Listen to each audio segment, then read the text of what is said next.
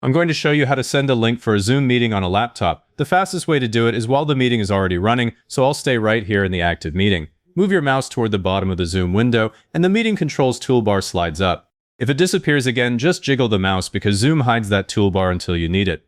Click Participants in that bottom toolbar, the icon with the two small figures. The Participants panel opens on the right, showing everyone in the room and anyone waiting.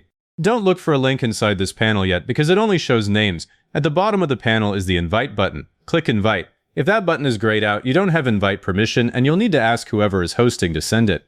Now Zoom opens the Invite window.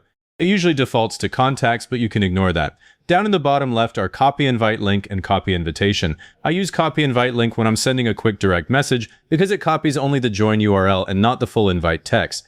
If your version says Copy URL instead, that's the same button. Click Copy Invite Link. A small confirmation appears at the bottom of that window, usually copied to clipboard. That means you can close the invite window now, and the link is already in your clipboard.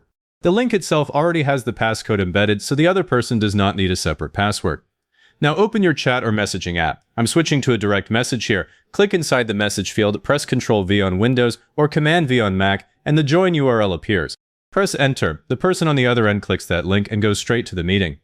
Before you close everything, there's one faster route for next time. If you need the same link before the meeting starts, open the Zoom app and click Meetings at the top.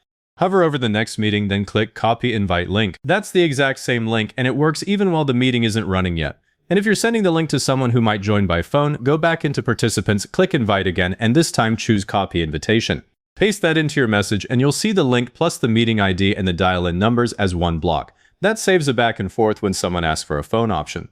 If this helped you get the link out quickly, hit the like button and subscribe for more straight-to-the-point Zoom walkthroughs. And leave a comment saying this was helpful because comments are what push this to other people looking for the same thing.